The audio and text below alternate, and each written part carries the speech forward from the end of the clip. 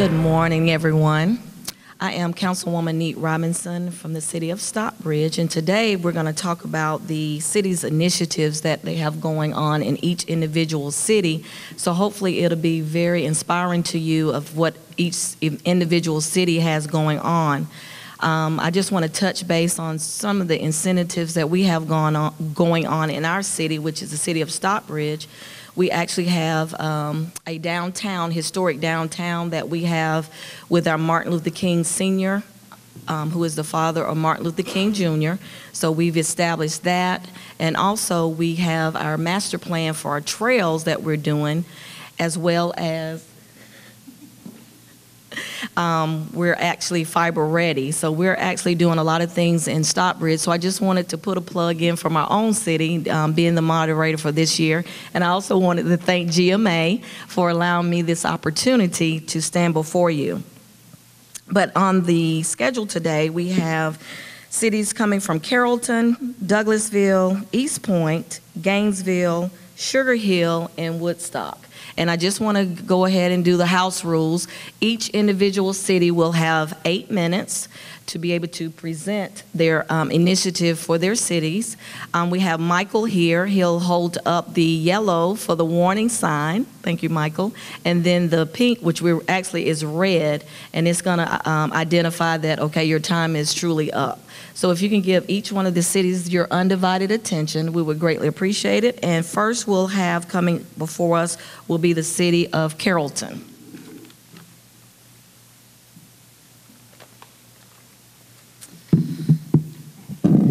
Good morning.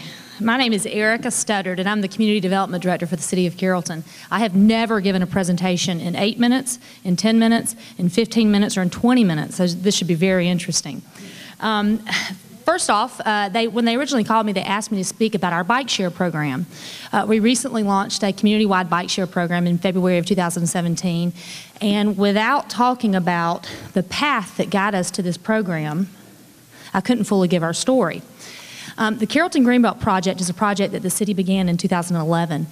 And I have these mileage distances because there's this great debate in the community depending on which outer loops you do as to how long it is. We've actually poured 18 miles of concrete. If you do the loop in the traditional sense, it's 17.2 miles.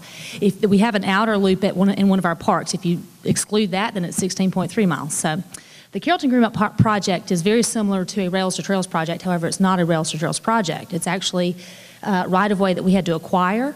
When we were undergoing this project, we had 70-something property owners we had to acquire property from. This project was a game changer for our community.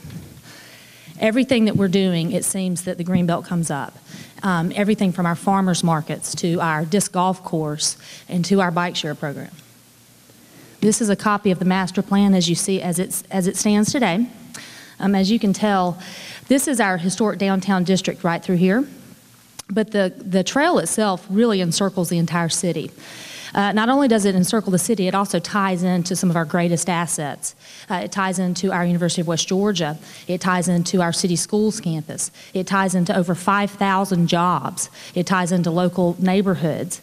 It also ties into all of our major parks. We did the ribbon cutting in April of 2017. However, we finished up earlier in the year. We were just waiting for better weather. These are some of the folks that were integral in having our trail built. It's a mixture of elected officials, philanthropists, donors, and then also our nonprofit that partnered with the city, the Friends of the Carrollton Greenbelt. Let's talk a little bit about the bike share program. When we first started looking at bike share, we investigated a few of the programs that were in existence in the Southeast. We looked at Chattanooga, we looked at Nashville, we looked at the city of Greenville, South Carolina. Atlanta was still in the planning process for their bike share program. A lot of these programs were very expensive. We were a town of 26,000 people, and we didn't have in our budget, hundreds of thousands of dollars to allocate to a program like this. We very quickly looked at a model that the company, it's a Boston-based company called Zagster uses. And it's really a lease-based model, but it makes it very easy for sponsorships. And I'll get to that in a minute. But What we basically decided is if we could launch with 10 stations and 50 bikes, that's 5 bikes per station, then that should be a pretty healthy start as to whether or not this was going to be a viable program. We entered into a 2-year contract with Zaxter, and then we went out to get sponsors to pay for it. The nice thing about the Zaxter program is you sponsor it by the station. We had 3 sponsors. Our largest sponsor is actually Tanner Health Systems. And then we also have Southwire's World Headquarters are in Carrollton, Georgia. And they sponsored 3 stations, and then the University of West Georgia sponsored 2 stations. This project has been fully funded by these 3 entities.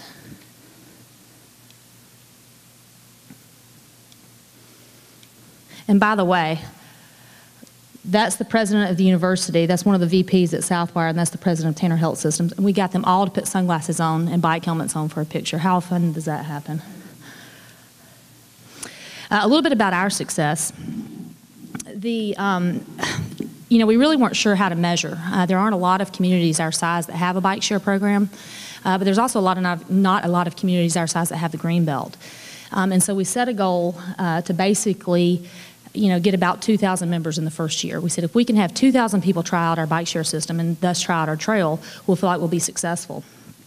We sort of knocked that out of the park to date, and this is actually, these numbers are about 2 weeks old when I last pulled them, but to date we have had 9,474 trips since our launch in February. We're averaging a little over 500 a week.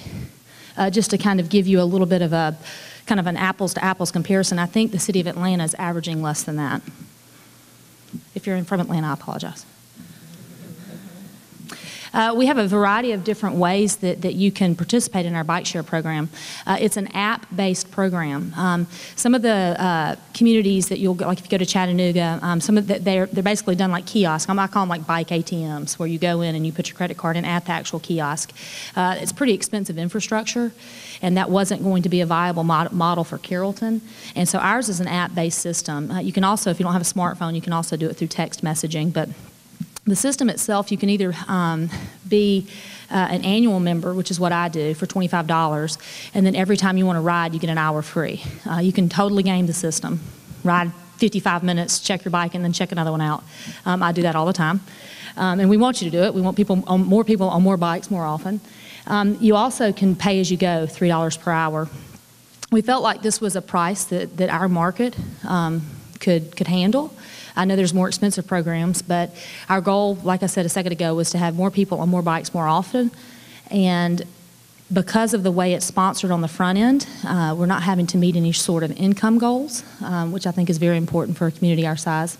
And then we also have what we call a sponsored plan. I mentioned the 3 founding sponsors of the program. What we offered to them in exchange for fully funding the program was that we would allow, like for University of West Georgia, for instance, we allow their students, faculty, and staff basically a free annual membership. So they get that free hour free anytime they want to ride. We allow the Southwire employees a free annual membership, and we allow Tanner Health Systems employees a free annual membership. And this is the breakdown of basically the usage. Some things that have come up because of the initiatives we're taking to try to become a more bicycle and pedestrian-friendly community with programs like our bike share program and with the Carrollton Greenbelt. We applied to be a bicycle-friendly community this year, and we received bronze certification. And this is just a breakdown of how many bronze, silver, gold, and platinum bicycle-friendly communities there are in the United States right now. This is a 4-year designation, and we're very proud to be bronze. We have set some goals to become silver. We do have to grow some of our educational component to get there, and we understand that. This is a picture of some students attending our farmers market. Our farmers market is located on the Carrollton Greenbelt, and we do have students that attend this, but then we also have the community that comes out. And Tanner Health Systems also sponsors the farmers market.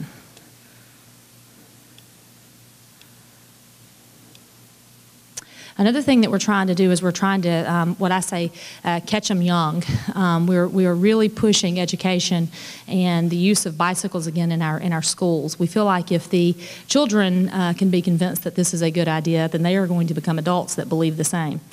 And we have really put together some initiatives with our city school system to do this. We had to help them change some of their policies because they did not allow children to ride their bicycles to school up until 2 years ago by policy. And we have had that changed, and they are partnering with us to basically further this program. And I have to sit down.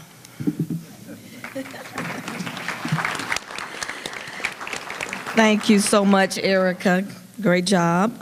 Erica with Carrollton on ecotourism and bicycle sharing. Next, we'll have Gary Sparks with Douglasville with Youth Against Violence. Is time started?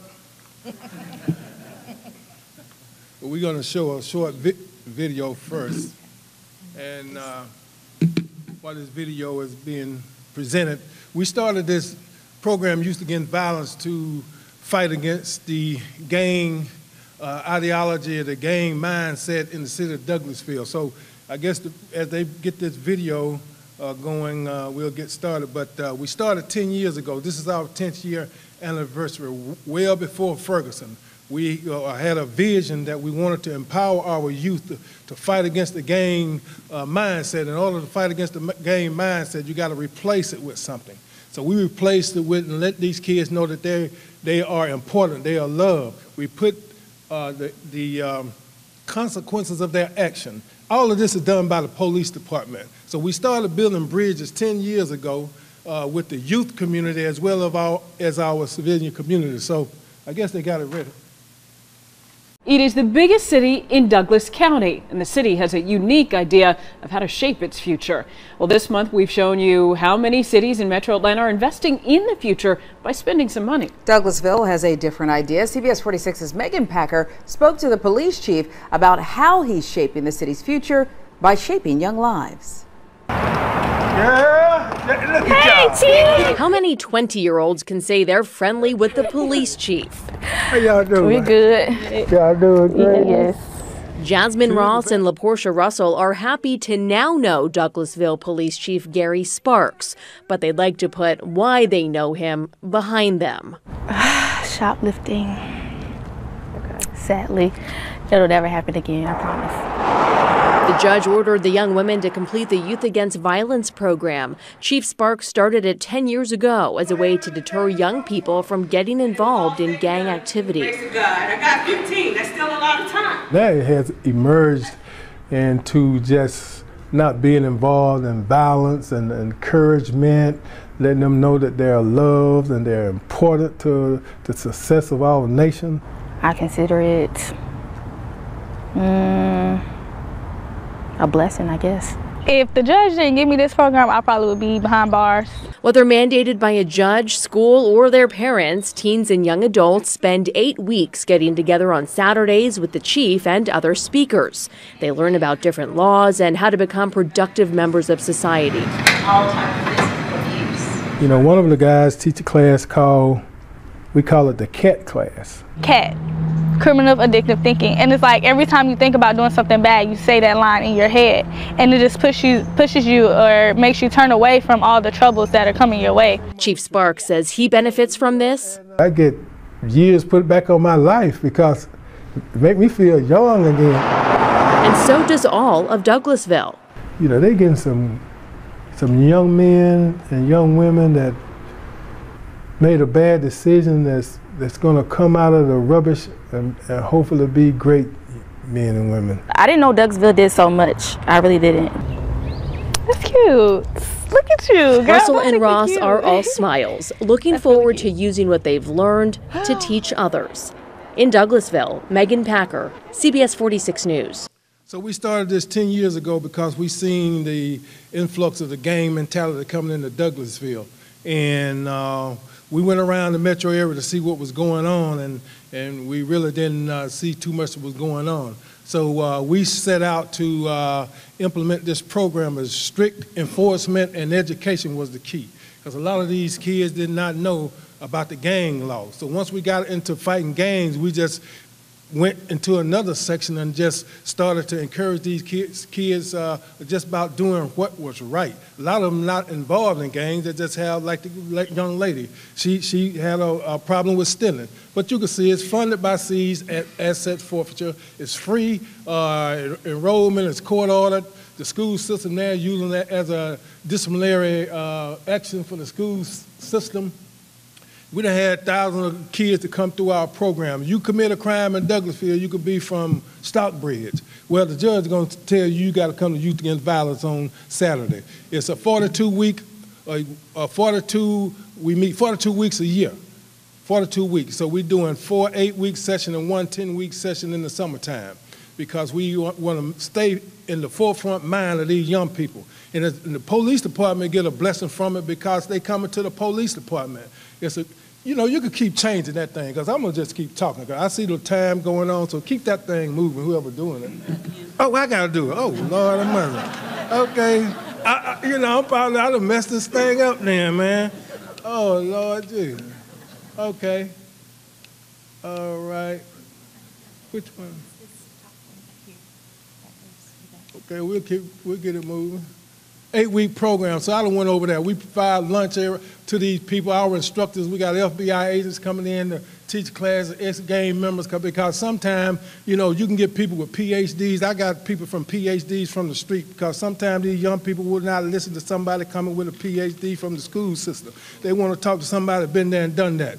We got many volunteers. We got guest speakers coming from the community. Registration, we talk about dealing with and overcoming traumatic experiences because some of these young men and women are acting out of traumatic experience, bullying, human trafficking, ethics and value.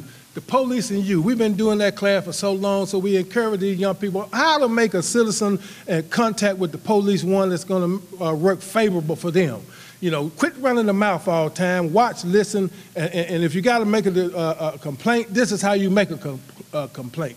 Criminal addicted thinking. Some of these kids, you know, some of, I don't know, wake up in the morning like, what we going to do today? They don't have anything to do. Well, I guess I'll go steal something. We don't want to get involved in that. Go high, go college, pipeline. We got the men of Alpha Omega. They teach that class.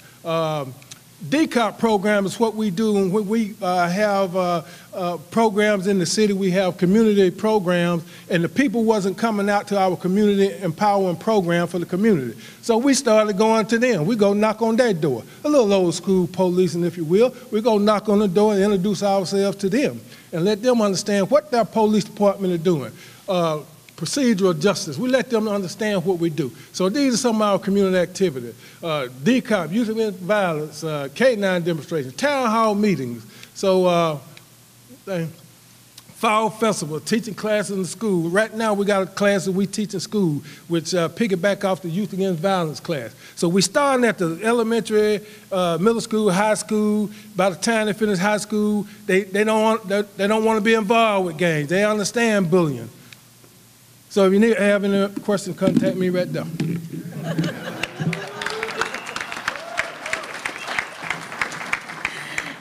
Thank you, Chief Sparks. He kind of threw me off because he's dressed down. Normally he has a suit on, so I didn't know. But thank you again.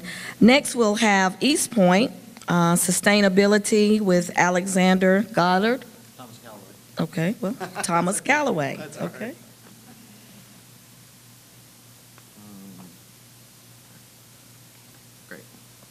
Excellent. Give me one sec. So, my name is Thomas Callaway. I'm a council member, Ward B, City of East Point, Georgia. What we're going to, whoops, come on, wrong way. So what we're going to talk about today is our downtown development, but we're going to be looking at it through the eyes of sustainability. The formula for success when it comes to sustainability is balancing economy, the environment, and equity. You know, oftentimes we think of those as competing ideals, but in fact they're complementary. You know, you say, well, if it's good for the environment, how can it be good for our economy? If it's good for equity, how can it be good for the economy? So looking at these together through your built environment, when they come together, they actually work with one another. And the Gestalt theory says that, you know, the whole is greater than the sum of the parts. When you're looking at your built environment, we're getting ready to do a new government center.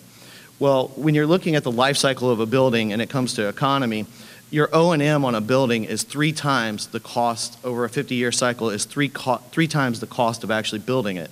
So for every 1% that I can reduce my O&M means I can spend 3% on the front end of my building and actually come out ahead.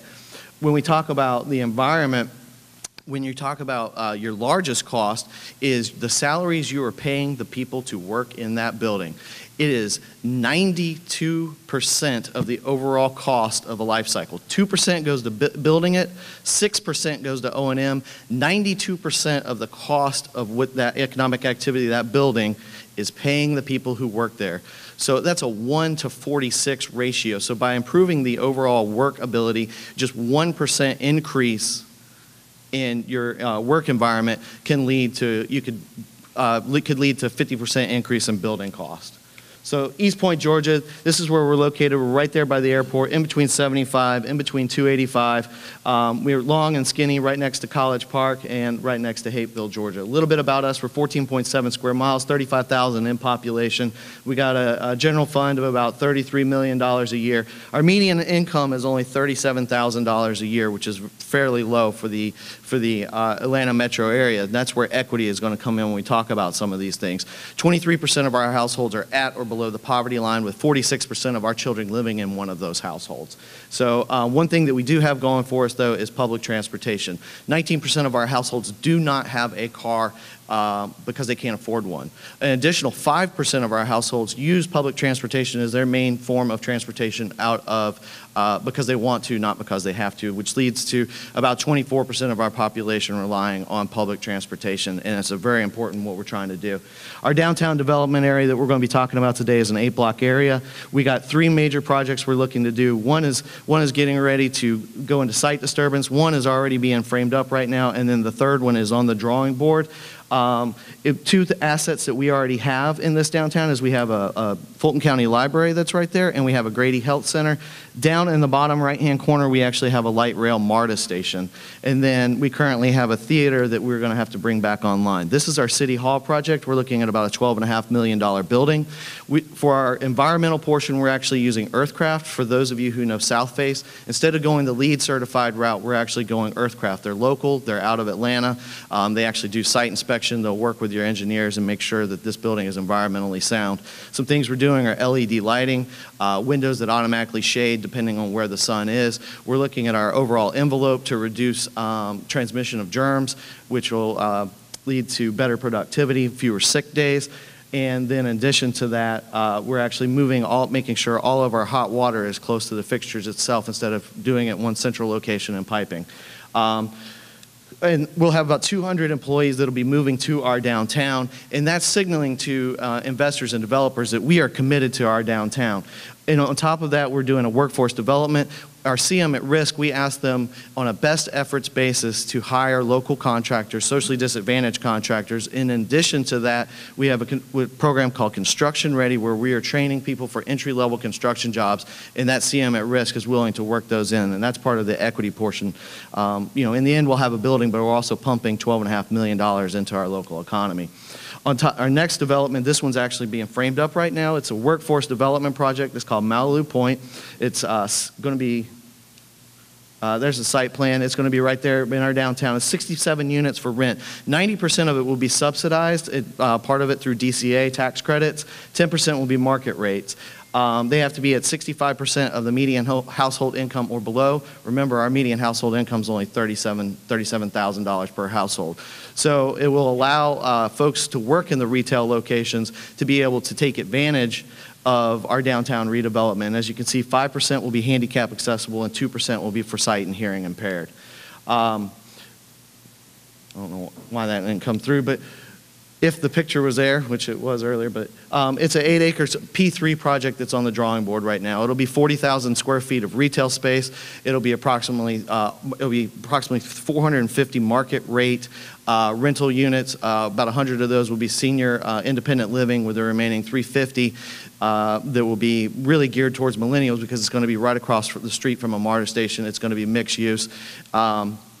Now, right across from the MARTA station, and we're through the land acquisition, we're through the engineering on this, so this is a fully funded program. Once you build the buildings, we need to be able to get people around. If you design for cars, you will get cars. As you can see at the top left-hand corner, that's currently what that street looks like. This is actually a funded project. What you can see, it's out of the picture. To the left-hand side is the MARTA light rail station. This is two-lane bike path going in different directions. It's separated by a median.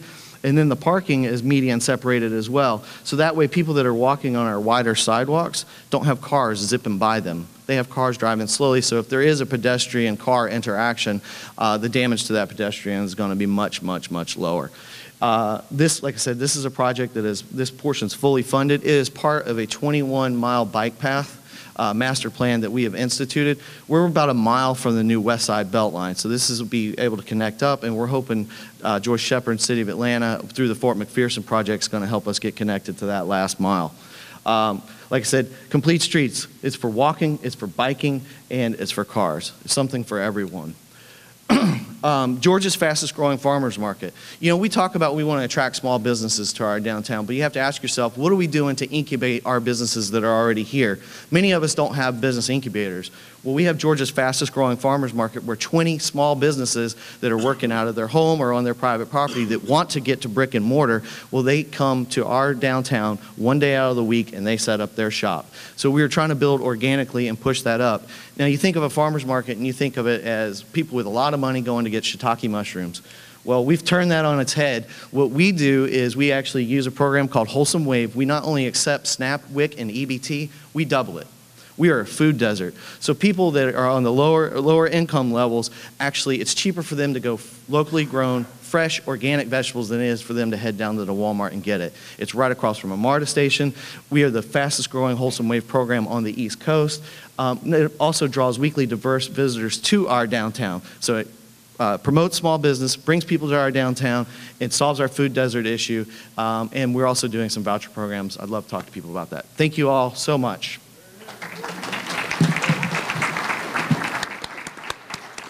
Thank you, Thomas. Next, we will have the great city of Gainesville. For Housing Initiative by Brian Lackey. Yes, ma'am. Morning, everyone. Thank you, Nate. Appreciate that. I have with me here today our Assistant City Manager, Angela Shepard. Angela manages our Community Development Department, has been instrumental in some of our housing initiatives, so we're going to tag team this presentation today. All right, so by show of hands, you see the pictures on the screen there. Who has housing in your community you'd love to do like that, you'd love to do something about? Yeah, probably most of us, right? Well, Gainesville has more than its fair share of that type of housing, and we decided about a year ago that we need to do something about it. So we developed a plan. We developed 3 target areas in our city. You see the first target area there on the screen is target area number 1. It was the first area we started with about a year ago. Each of these target areas have about 140 to 150 properties within them. They're all in areas that folks in our community, our city council, leaders in our community, they wouldn't be surprised by us identifying these target areas. Very clearly, those 3 areas need to be addressed at the worst parts of our city. A lot of the homes in those target areas are about 100 years old. They just had Band-Aids put on them over time. They were well built 100 years ago, but just Band-Aids over time that need to be addressed. High renter percentage of those, and a lot of those properties are owned by a single ownership. What we didn't put on the slide is that there's slumlords. We didn't want to put that in there, but I think you probably get what we're trying to say by that. So I wanted to talk a little bit about the methodology that we use. So we took our code enforcement officers and our building official. We went around to all of these areas, obviously did an exterior inspection, but we're also able to gain access to the inside of the houses as well. So we worked with, a lot of times the renters would let our code enforcement officers in, or we ended up using someone from the community that could help us communicate what we were trying to do. So they would go in and kind of do a sweep in a half day, get a certain area, and then go about their regular duties for the rest. It took us about 6 days to do that one area. What we found, so these are some of the exterior pictures, were really some foundation issues. I mean, obviously you can see from the picture on the left, I think the stairs are somewhat horizontal, so you can see the foundation. And then over to the picture on the right, that is great stuff that is used to fix the foundations. We found these landlords really like the fixing powers of great stuff. They use it for a lot of things. Angela mentioned the International Property Maintenance Code and us getting inside, and these are some of the things we found here. The toilet on the left, because of the plumbing and the structural problems with the floor, for the tenant to use that, they would have to prop it up, do their business, flush, and lean it back over against the sink, as you can see there right now. The shower on the right, you probably can see the new plumbing put into it. Well, the problem is that new plumbing mixes with the new electrical work, and occasionally the tenants will get a shock as they're in their shower. So that's some of the interior things that we found. And of course, lots of electrical violations that we found. So you can see duct tape, which is another great fix, but dealing with a lot of electrical issues. Yeah, duct tape and great stuff. That's a great combination. This was a key thing that helped us drive our program here. Hopefully you can see that. That's black mold. These really aren't even our worst pictures we found. And that helped drive us that no one wants your people in your city living in that, especially your children. And then there were a lot of egress violations. So the picture on the left, with the International Property Maintenance Code, you're supposed to have screens on the windows and certain things. And so in lieu of putting screens on, if there was an issue, they would just roll out some chicken wire, staple it around the window, and call it good. So that became kind of a signature. We knew who we were dealing with when we came across properties with that. So those were some of the violations we dealt with too. So what we found, there were about 150 properties in our first target area. 63 of those we found violations on, and of those 63, there were 1,228 violations. So obviously each property had multiple violations on it. Now some of those you can see a breakdown were tenant-based, which is they had junk on the yard or on the porch they need to clean out, but the majority of those were owner-based violations, which means there were just some problems with the houses themselves that the owner needed to fix. And getting towards compliance, of those 63 properties that we got down to, which many had multiple violations, as you can see there, through multiple conversations, many meetings with those landowners, we made it clear that we were serious about it. We were going to take them through our municipal court system. If they didn't address it by a certain deadline, and we weren't playing, they had a hard deadline to address that. So I think we got our message across. Of those 63, 43 of them came in and started the permitting process to fix it, and 20 of them decided they need to go ahead and demolish the structure. We'll give you some of our before and afters of our success stories. You see two of the before there. Again, just a home's not in good shape. That's the after. Yeah, again, before and after. And it had a halo effect too. Even some of the neighbors that we didn't address felt they needed to step up their game, and they started fixing it. Maybe they were worried we were going to come knock on their door too. Again, there's a before, another after, great improvement. Again, before, after. Now I think this is our favorite here, my favorite on the before, so look real closely at the change. Yeah. My favorite on that one. Again, a couple in the after as well, moving forward through that. So we want to talk a little bit about the keys to success, because it really, the pictures are fantastic, but there's so much work that goes to getting those pictures. So you really got to have a plan before you get started. Know the area that you're going to target. We have two more areas that we're going to target. So this is our first one. Really requires a lot of coordination with everybody. So we sat down with city council before we sent out all the violation notices. We said, hey, this is going to be a big deal. You're going to get some pushback from the community. So we talked with them, brought them in. Talked to our solicitor, tried to get some information to the municipal court judge, and really with the staff. Again, we utilized our code enforcement officers, our building officials, and all of the codes. So you got to know what codes you have adopted. If you don't have the right codes adopted, get them adopted, because that gives you basically the hammer that you need to get the enforcement done. And it is really a relentless follow through. So as I think Brian mentioned earlier, some of those letters went out in January. Well, even last week, some demolitions were going on. So it's taken us that long to go through this process with some of the property owners. But we would send a letter to them. They had 30 days. On day 31, we were coming together to say, okay, what are our next steps to get them to comply? And then offer really some incentives for redevelopment. And so I'm going to let Brian talk about those. As we started talking about the incentives, we had to let our council know that for these property owners, to get them out of the way, we really were going to allow them what I call cash out.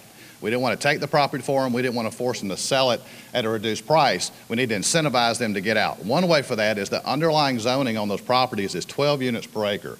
And the way they were operating it, the current land use was 4 to 6. We had to explain that to them so they could see the entitlements on that property and understand, hey, we might could either redevelop this ourselves or perhaps sell it to someone else who could come in and without having to go through the rezoning process could come in and redevelop it with that 12 units per acre. We also did, as we started developing that, we started a demolition assistance program, offering up to about 65% of the demolition cost for about up to a 3-year loan on that, an interest-free loan on that. We really only had one property owner take advantage of that, and that's the one right on Jesse Jewell, a very prominent property that we're glad to see to have those structures come down. We're also in the process of establishing an overlay district that if they will come in with a minimum amount of properties, we'll allow them to waive all the development fees, including impact fees, if they meet certain standards. So we appreciate your time. We'll be around for questions later.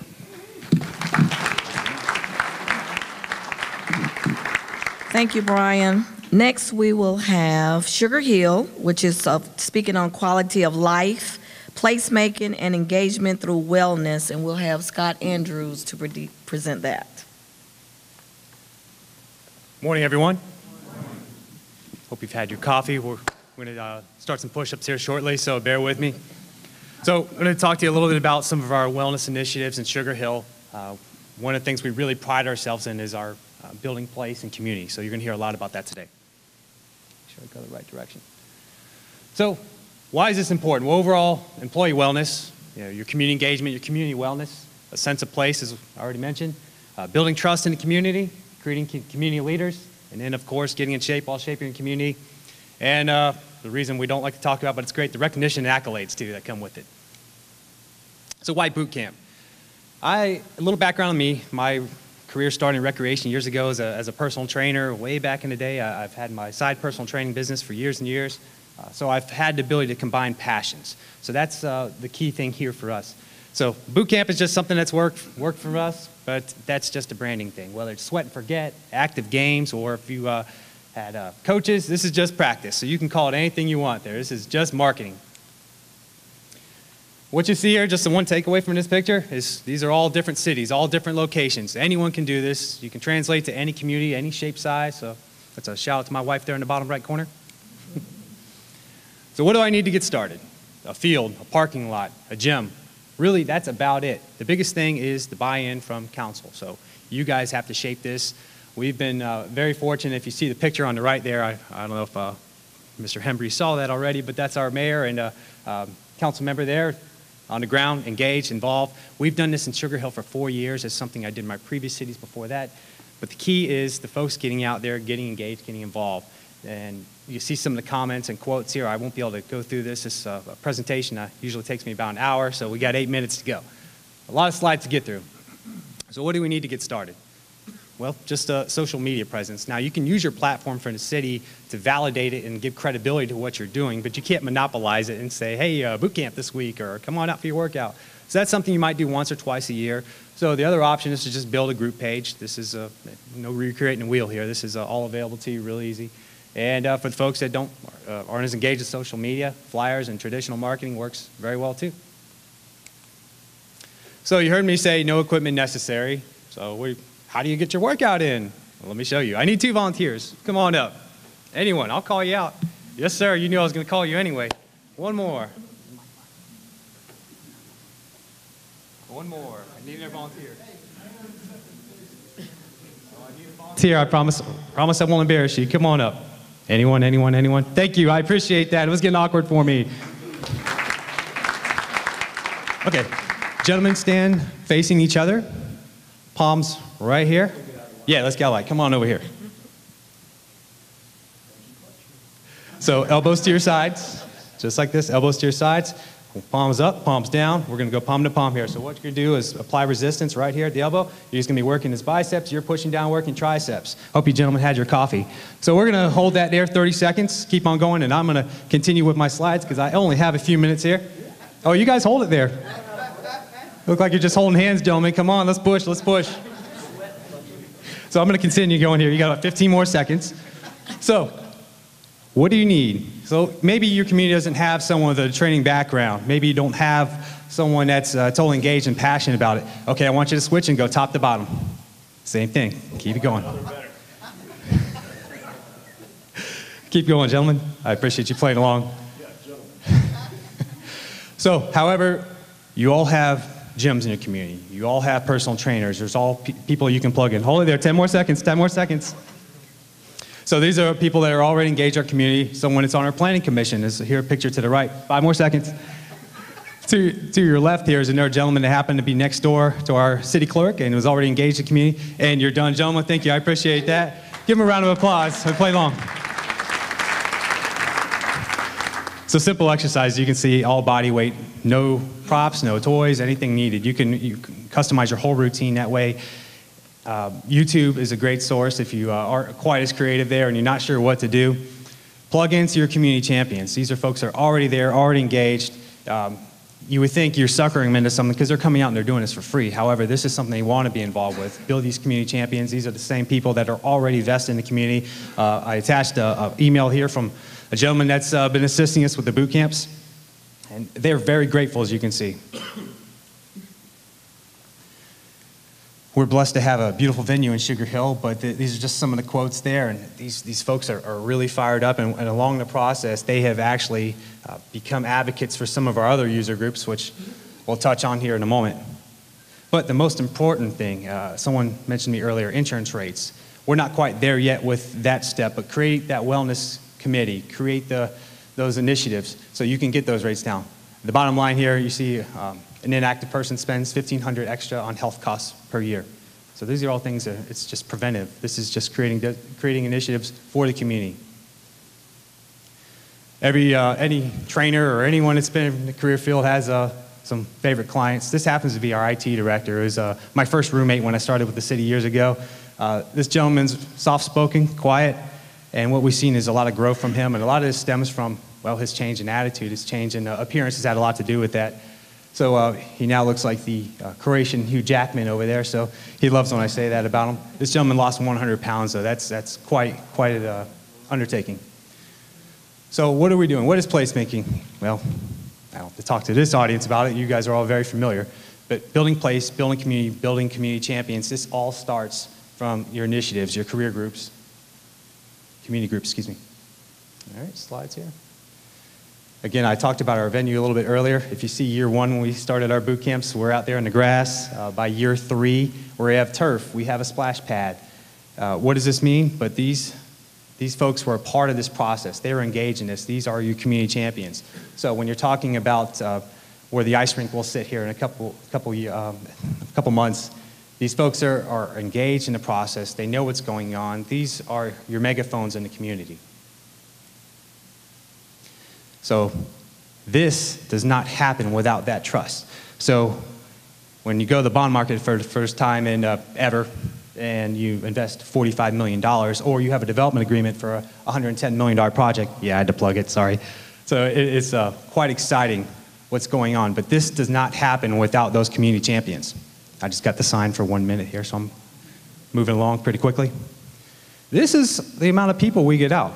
We average about 40 people early in the year as it warms up.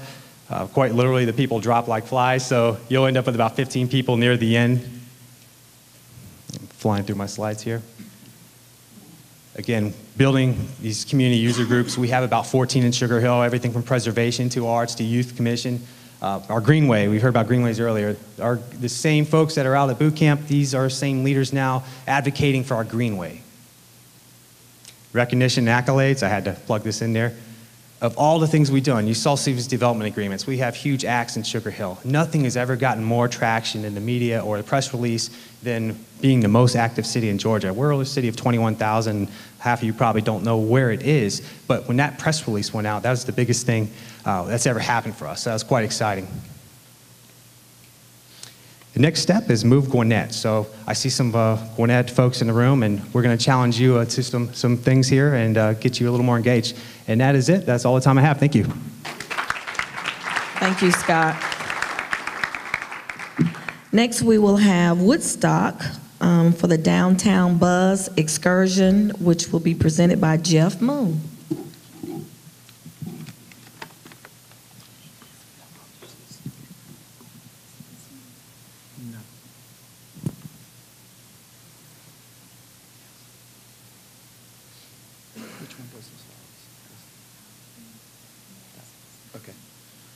Good morning, everyone.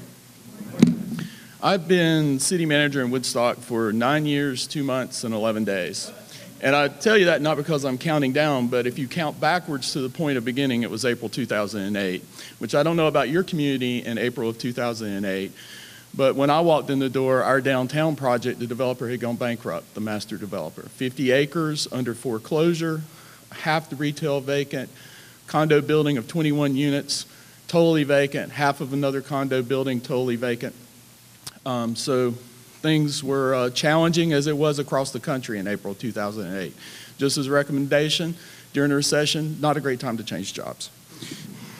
One of the things that you as elected officials find in your first couple of months on the job, or a city manager going into a new community, is everybody who has been told no in the last 2 or 3 years are going to find their way to your door that first month on your job, because someone's new in the office and they're going to hope they get a different answer.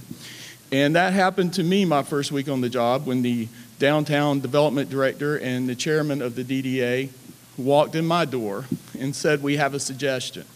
My predecessor had not been in favor of it and had worked against it, but they wanted to propose to council raising the lodging tax from 6 to 8% and creating the Main Street program in the city to help focus even more efforts on the downtown area. So in early 2009, after the legislature gave us the enabling legislation to increase the act, we created the Main Street program in Woodstock.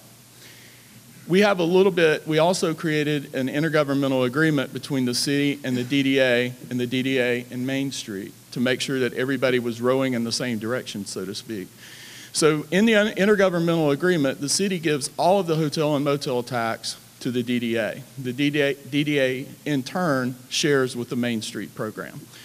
And the common thing that goes through all of that is council appoints the DDA board, and one council member serves as ex officio on the DDA board. I'm sure like many of your cities.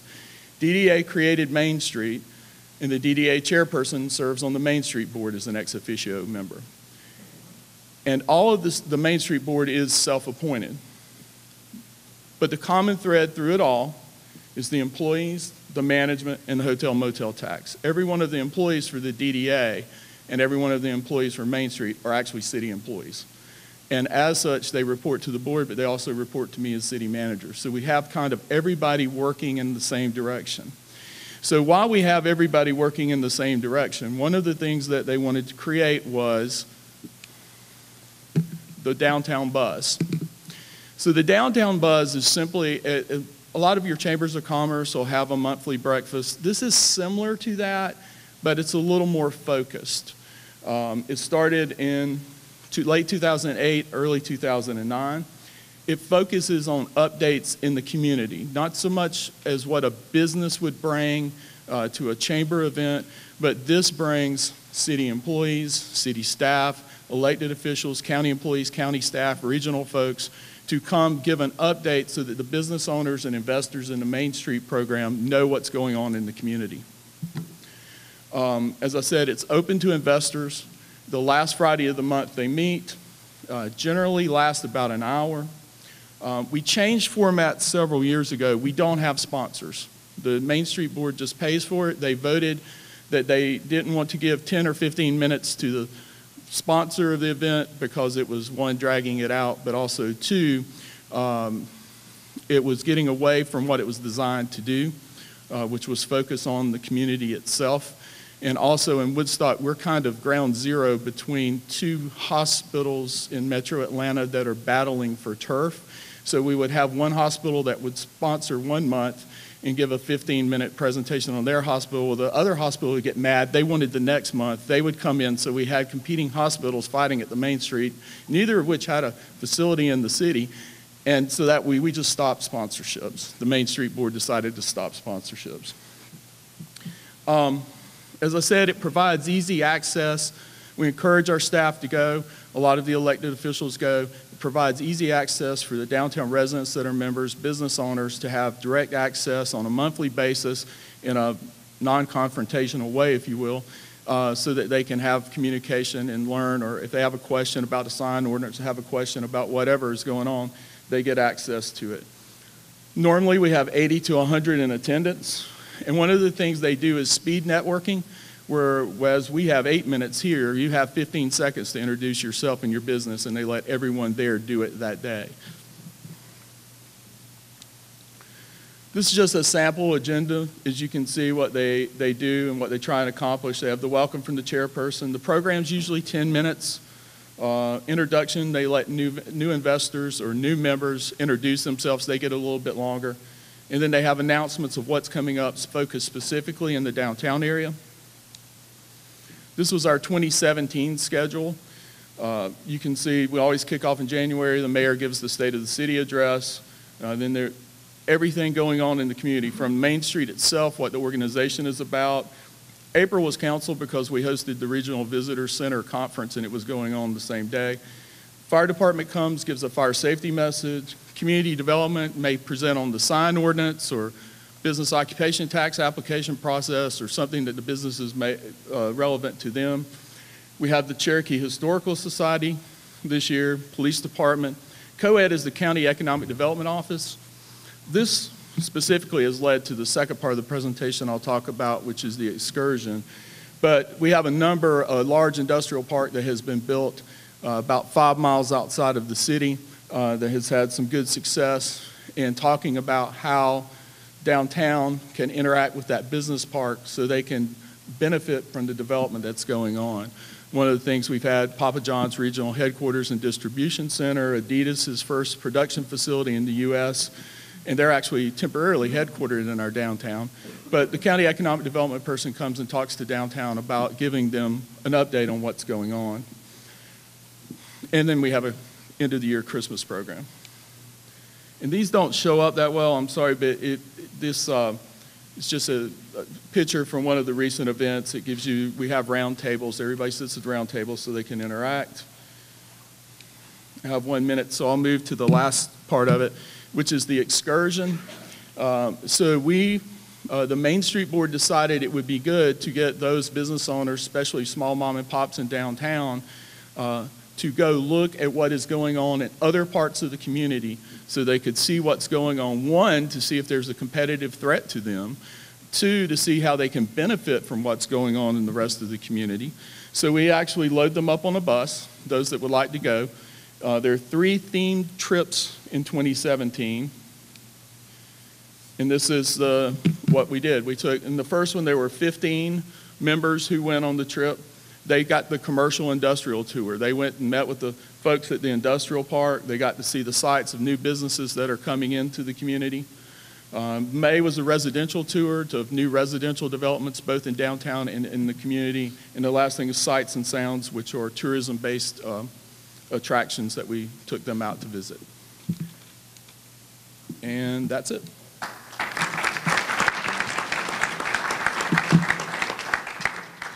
Thank you, Jeff. At this time, we have approximately 10 minutes, so we're going to do some questions and answers. So if anyone have any questions of the panel, this is an opportunity for you to do so.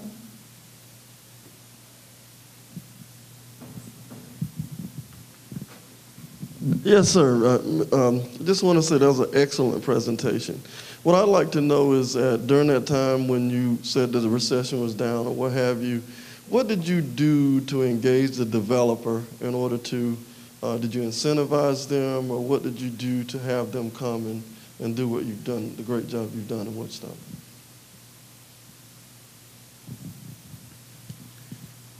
Thanks very much for the question. I tell people for about a 2-year period, all I did was almost every day was focus on the downtown area. We wound up with 6 different banks. 2 of them got taken over by FDIC. So a lot of what we did was working and recruiting both developers, but also knowing who was in control of a specific piece of property in Charlotte at whatever bank or in Birmingham at Regions Bank, so that we were the conduit to help make the connections between a developer or an individual who was interested in a specific parcel or building to marry them or connect them to who they needed to be talking to at that specific bank. So a lot of what we did was communication and being a conduit of information to try and get the right people in touch with the right people to make the right thing happen. Any other questions? We have one in the back.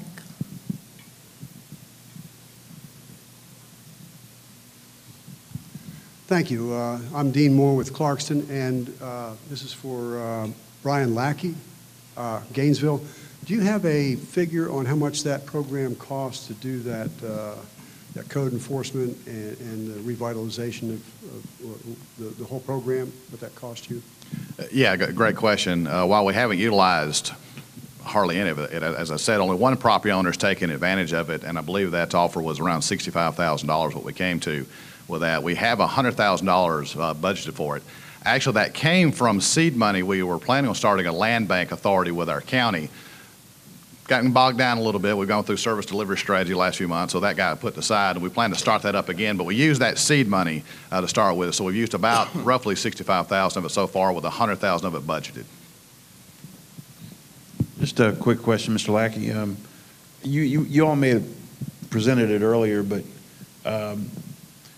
the renovations themselves, how was that underwritten in terms of just the cost to renovate a lot of those dilapidated structures?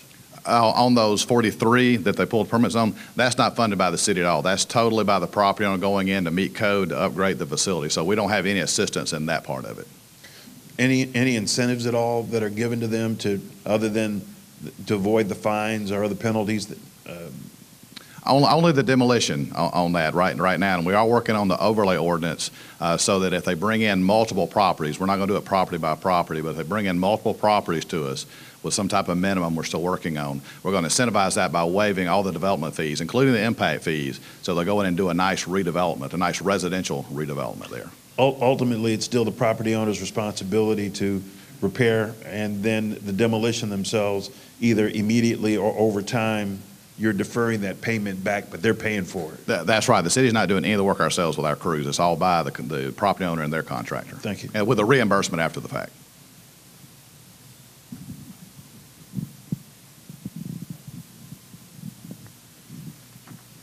Thank you. Patty Garrett, Decatur, and this is also for Gainesville. Was there any effort to also work with the residents whose property was being demolished? Yeah, good question, and we did have to address that, and we were ready for that. That obviously the renters are going to have to find somewhere else to be, and our team worked closely with other parts. Our community service center worked very closely to find them housing in other parts of the community. So we understood that going in, that if we displace the renters, they got to find some place to be. So we knew that was going to be a key part of it.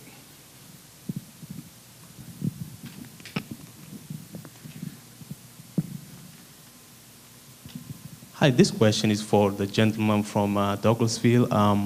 How much was the cost again for your youth violence prevention program?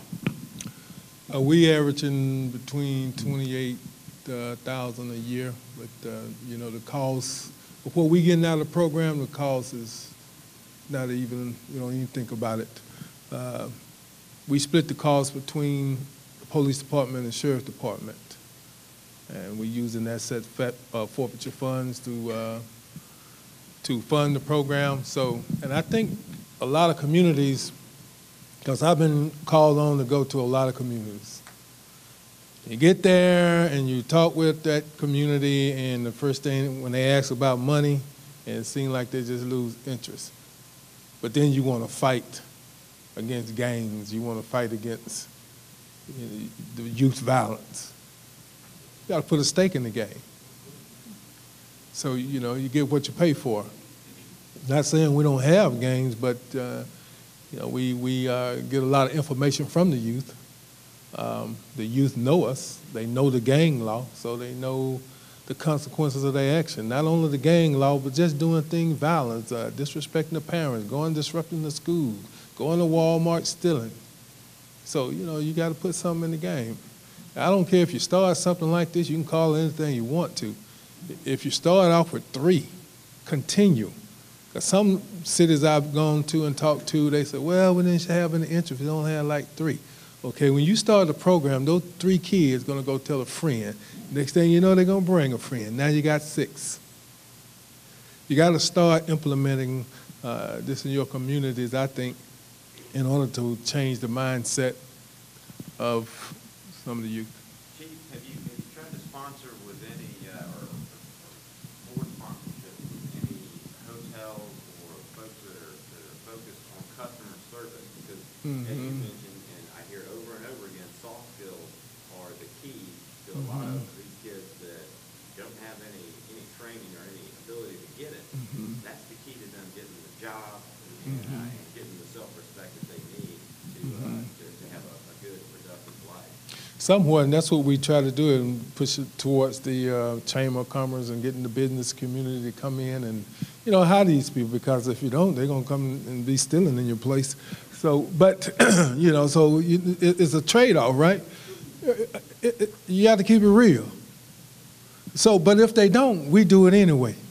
It's a rewarding feeling when a kid leaves his house in the morning and because his mother kicks him out and he goes to the police department and want to sit down and talk to the chief instead of going over to Willie or going to, old school guy that's running the game. So now you change the mindset. Not only are we changing their mindset, we're changing some of our officers' mindset. So it's a trade-off. She pulling this thing. I must be. I'm like, You're not supposed to tell that.